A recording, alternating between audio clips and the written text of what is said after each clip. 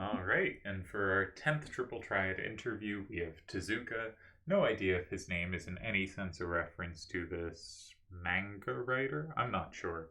But that's what I decided to go with for the picture. Originally, I did attempt to record this before and had a YouTube video as the background, but I realized I'm not sure if it's kosher to just steal other people's videos. I feel like it isn't. So, now we're here and we're attempting another record on it. So let's get to the questions. Again, this is Tezuka. How would you describe your triple triad player style? At my best, balanced and grounded a bit more on the defensive side, aiming to maintain being intuitive for breakthrough ideas. Handmaking is also a central part of my play, or I like it, sometimes a bit too much, can turn into weakness as well. I might not be a super calculator, but over the years I feel I've gotten a decent hunch for which direction to take and focus on, narrowing the need for the amount of calculations.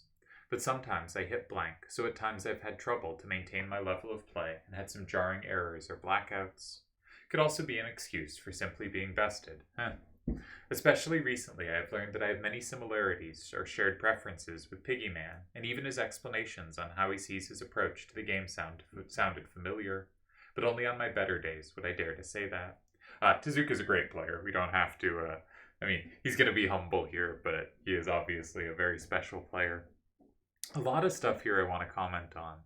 I think using your hunches and your understandings to direct your calculation is a key part of how to make calculation a lot easier, right? Is figuring out how do I calculate the line or the variations that matter and not spend my time calculating broadly, but calculating narrowly and correctly. And I think that's a really important part of being good at calculating. And I also fully empathize with the idea of sometimes just hitting a blank, where, especially towards the end of my run, a lot of my tournament losses, my brain just was empty. Like, if I had seen a move to start calculating, I could start calculating, but no move appealed. And so you didn't have that start to finding that narrow path, right? The brain just goes empty. So I totally understand that feeling.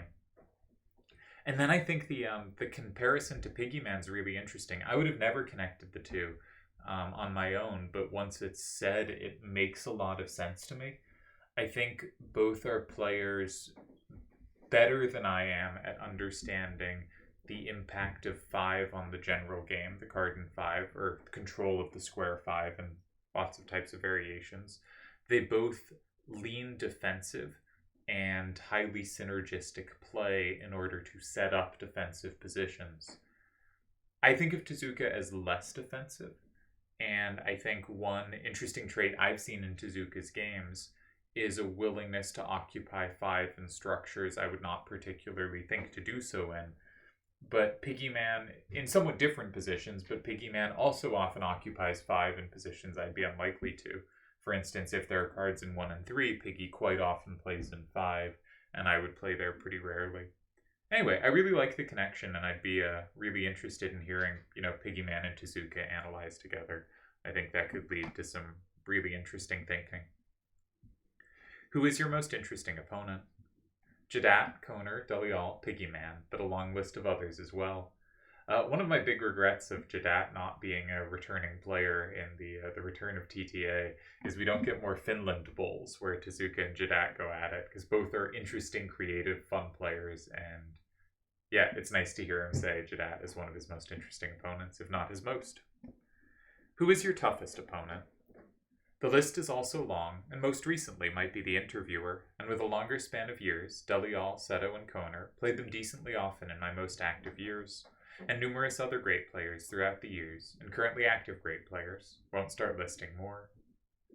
What formation or move type do you like more than other players do? This can be for either open or closed, or answer for both. Hard to say. I find that I like positions where either 159 or 357 are occupied after 3 moves. So I think of that as the slash, right? Where the cards go diagonally across the board. Also, J formations after 3 moves are often to my liking, so very standard stuff. So that's like 257, right? Which sort of makes a J shape, but obviously any of those can be rotated any which way and still count as the same setup.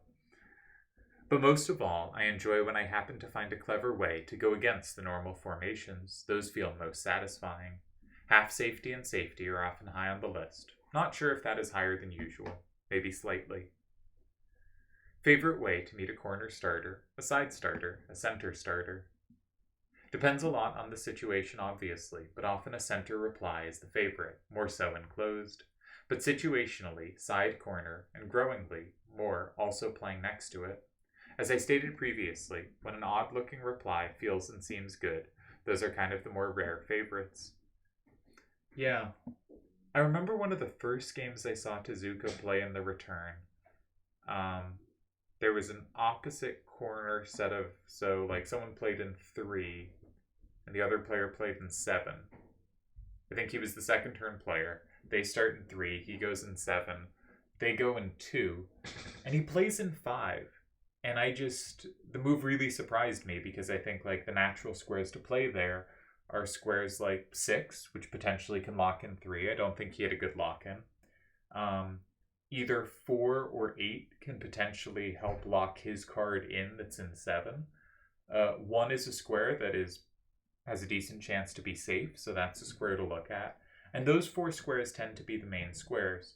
Occasionally you'll see 9 when it kind of sets up a threat in 6, and when, if the opponent is forced to block 6, you have a nice move in 8. That can be a reasonable way to play. But 5's pretty rare, because 5 gives the opponent such an easy kind of lock-in move in 6 that there aren't many... it's not difficult for them to have a move there.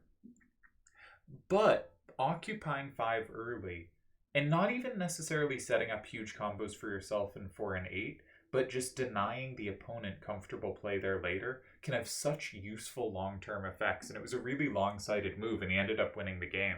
And I thought it was just a really neat way of playing, and fits his kind of the appeal of odder moves that do interesting things. Do you have a preferred starter type? Does that change between random and hand games? Does it change between open and closed? Corner starters in closed. I see some very good players prefer much more center starters in closed, but I mostly prefer corners, often ending up with a weak corner, especially if there is not a suitable stronger one. Kind of interestingly, I should have mentioned at the start, this is the first of 10 Days of Tezuka. There's going to be, I played a really long match with him for Yevon's Champions League. The finals. I was going to go find specific games of his to show, but I thought I just have so many hours of me playing him ready to go that I should just do 10 days where every day I'm going to release a video of me playing Tezuka starting tomorrow, with the first video being this interview here. And at some point in there, I have always been a center starter in closed, or preferred center starters, and as he says here, he prefers corner starters. We both play against type at some point in the match, which I think is interesting. All right, what else is going on? Yeah, okay. I think hand game center starters in casual play are a lot of fun, and I do it too. It is interesting he identifies... Did I read this part yet? My brain's going. So I read the closed part. So for open, corner is also preferred in open random. In hand games, I get really into center starters from time to time, especially in casual play, both open and closed. But I mix it up, especially in open, according to the situation. Yeah, I think fundamentally, center starters in open play rely on significant synergy or control of space. And thus, it is very rare to have a random where you have the tools to do that. And I've made a video on the center attack. I think there are reasonable ways to do so, but I think it is difficult for center starters to be the best starters. They could be the plan you're most comfortable with. They can be an effective way to play. But it is, I think, difficult for them to be the best move because randoms will not have the synergy required. And I think he correctly points out in kind of casual play, where you have time to have really pieced a hand together and made sure it has the right synergies and the right control of space, that's where you're going to find your center starters in open play. What is your proudest Triple Triad moment? The Clan Wars 5 win in Avalanche team with Koops, Steve, Seto, and Jadat. After that, some official tournament semi-runs around 2006, 2007. along with some unofficial tournament wins around that same time. I love it when people's like proudest moments are clan results. Like, I think this can come a bunch of different ways. It can be a clan wars or clan league victory. That's a really good team and a nice win, you know. But also it could be, you know, winning a tryout against someone really strong to earn a higher place in a clan. Any time someone goes with a clan thing as their proudest moment, I think that's really cool. Yeah, and Tezuka was playing awesome in the 2006-7 region. It's fun going back to old Occult fan articles because Tezuka is now the player, I believe, with the second longest or tied second longest amount of time between their first icon and their most recent icon. Because he got his first icon, I think, in like 2005 and earned an icon from Nephilim at the start of end of 2021 into the start of 2022. I'm counting that as 2022. That's a 17-year gap. I think only Seto has a longer gap between first and most recent icon. And so from my point of view, he's a very long-term player, and of course he is.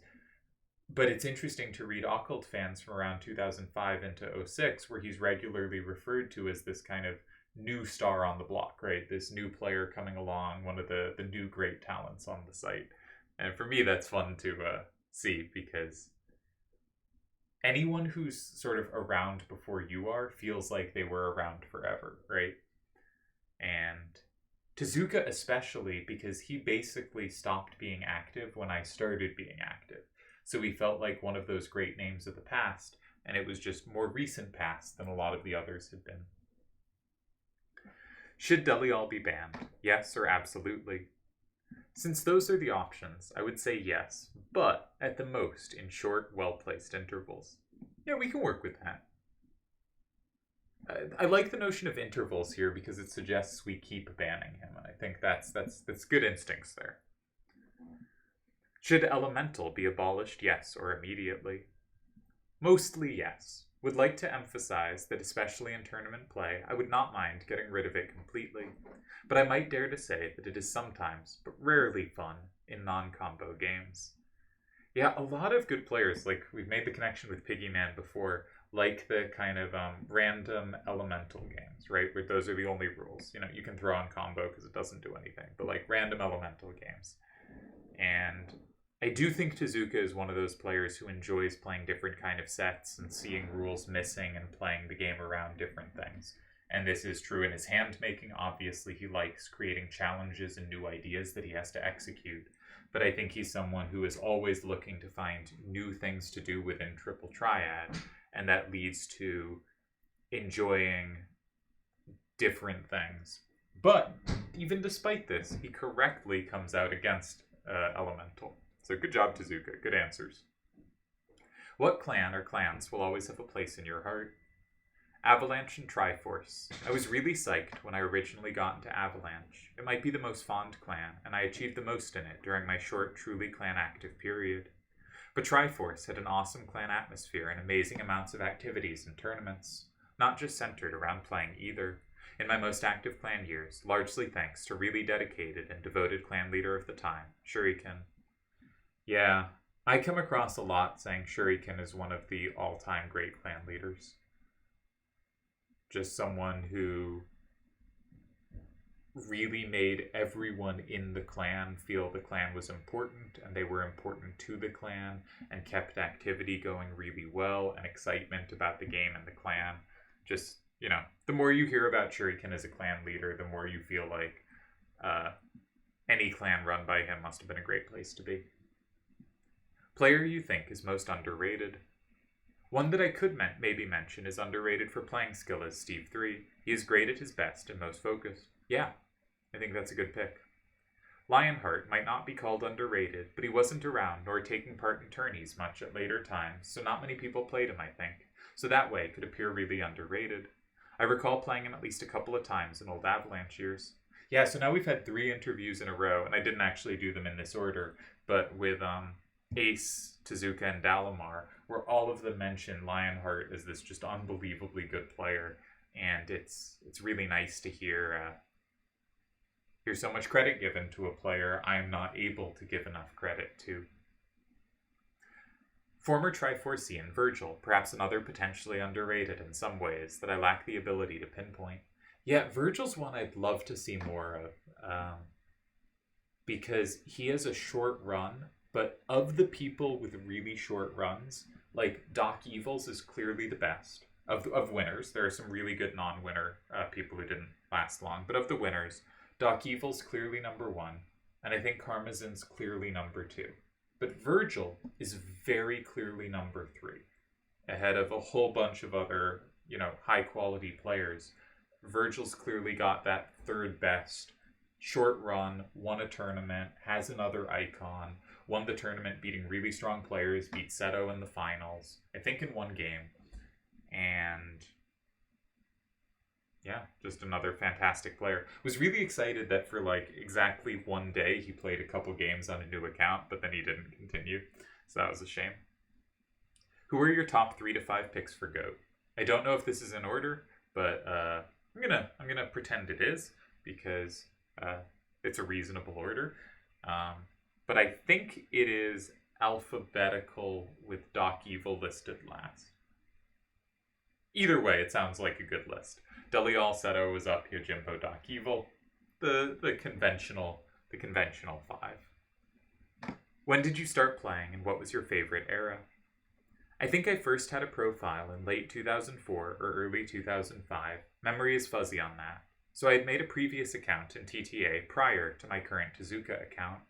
Under that nickname, I got really into the game and played quite heavily, especially from 2006 to the first half of 2008, I think. You'll notice how cleverly, because I joined the second half of 2008, he saw I was joining the site and went, no more, this has been ruined. So my favorite era was from 2006 to early 2008. That was also the time I was active in clans. Avalanche and Triforce were my main clans. Many good memories, idling in IRC chat and so on. Yeah, the good old days of IRC. Then things happened in real life, and I went away for longer periods, managed to get into some official tourneys, but dropped from the clan scene completely, and mostly returned to play some casual closed-hand games here and there, and growingly more random. Made comebacks and such, but the activity and touch never quite got to what it was in 2006-07, early 08, which I have sometimes slightly regretted. Over the years, I have realized even more clearly how much I continue to love this game, and TTA is the best version of it. I've tested out the others quite extensively. Reopening of the site was obviously great news, and I hope we keep it alive for a long time. Well, that's a lovely sentiment. Delial is also someone that, when TTA was down, he had mentioned, here's another site I've played on, here's another one I don't think works anymore, and here's another one I played on, here's another one. And I couldn't quite get one of them working, but I could get into Delial's account. I could get to Delial's account page and saw that on this completely different site, he had, 5,000 games of Triple Triad played.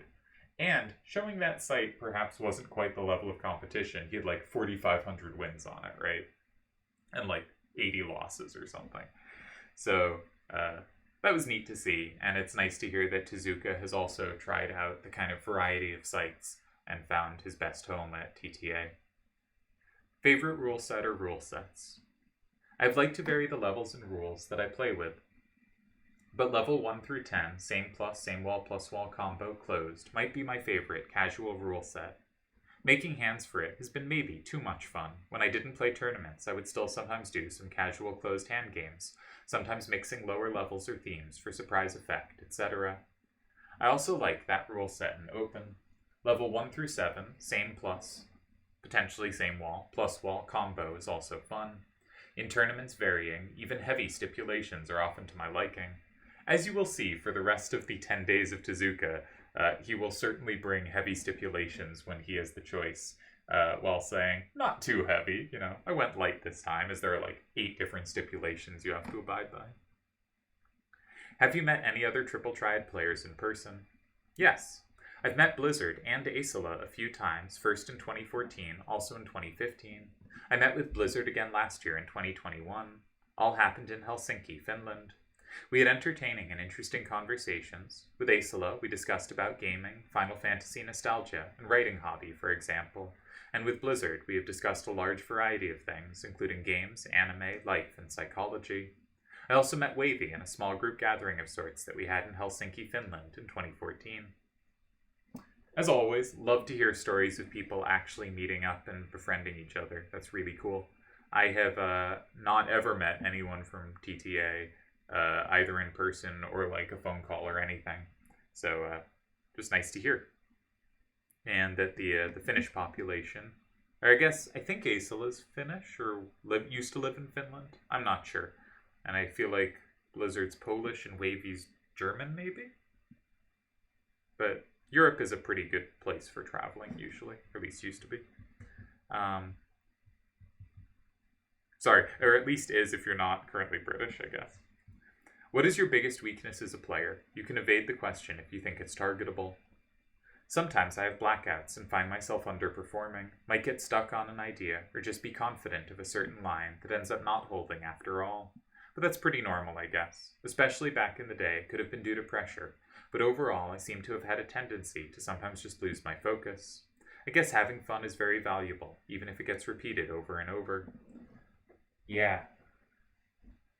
I think, for me at least, a huge part of my tournament success has coincided with when I found the game most fun.